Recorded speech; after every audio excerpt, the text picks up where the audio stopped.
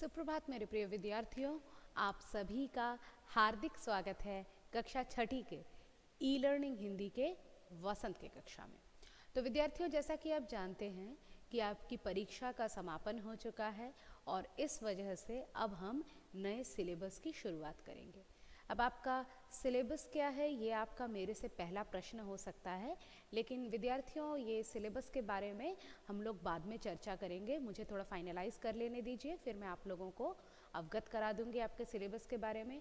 फिलहाल आज हम जो पाठ पढ़ने वाले हैं वह है झांसी की रानी। इसका मतलब क्या है? नेचुरली ये हमारे सिलेबस में है। ये एक लंबी कविता है और ये जो कविता है, ये जो मतलब ये झांसी की जो रानी लक्ष्मीबाई थी उनके ऊपर लिखी गई एक कविता है और ये सुभद्रा कुमारी चौहान जी ने लिखी है इस कविता को। बहुत ही जोशीली कविता है, ओजपूर्ण कविता है, एकदम जोश आ जाएगा आपको। और रानी ने हमारे लिए क्या क्या किया है, उनकी जीवन गाथा के बारे में भी बताया गया है। तो कविता बहुत बड़ी है और जाहिर सी बात है कि मतलब इतनी बड़ी कविता मैं आप लोगों को याद करने के लिए नहीं कहूँगी, लेकिन ये बहुत सुरीली कविता है। इससे संगीत भी बन चुका है, आप लोग सर्च करके इंटरनेट पर देख सकते हैं। मुझे मेरे टाइम पर ये कविता पूरी याद थी। तो हम लोग क्या करेंगे कि इस कविता को पहले मैं आप लोगों को इसकी समरी बता देती हूँ, तो फिर आप लोगों को ये समझने में आसान रहेगा। क्या है कि झांसी की रानी लक्ष्मीबाई थी, लेकिन वो पहले ही झांसी की रानी नहीं बन गई थी। वो आप लोगों की ही तरह एक हंसती खेलती प्यारी सी बच्ची थी जिसका नाम था मनु। उसकी माता नहीं थी और वो बचपन से ही जो है बर्छी, कृपाण, कटारी मतलब वेपन्स के साथ खेलती थी। उसको बाकी लड़कियां जहाँ गुड़ियों से खेलती थी, उसको इन सब चीज़ों से कोई मोह नहीं था। वो जो है वो केवल इन्हीं चीज़ों को अपना खिलौना समझती थी और इन्हीं के सहारे खेलती थी। खेलते खेलते वो एकदम शूरवीर बनने लगी और यही उसका प्रिय खेल बन गया।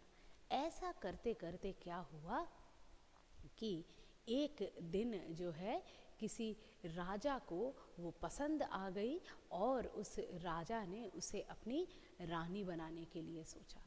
इससे पहले ज्योतिषी ने उसके पिता से कहा था कि ये राज करेगी, राज घराने में जाएगी, रानी बनेगी, लेकिन उसके पिता को लगा कि वो एक साधारण इंसान है, ये कैसे मुमकिन है। लेकिन सही हुआ, उसकी शादी हो गई। लेकिन वो तो वीरांगना थी, उसको इन सब चीज़ों से कोई मोह नहीं था। उसे राज, ऐश्वर्य, दौलत, शोहरत कुछ भी अच्छा नहीं लगता था। उसे तो केवल जो चीज़ चाहिए थी वो थी अपनी वीरता को प्रदर्शन करने की एक छोटी सी, मतलब एक छोटा सा एक ऐसा जगह जहाँ पर वो अपने वीरता को प्रदर्शित कर पाए। लेकिन ऐसा तो नहीं हो पाया। उसकी शादी हो गई, बहुत दुखी दुखी रहने लगी। उतनी चंचल सी जो मतलब लड़की थी वो एकदम मायूस रहने लगी। लेकिन धीरे धीरे उसको अपने आप को ढालना पड़ा उस लाइफस्टाइल में।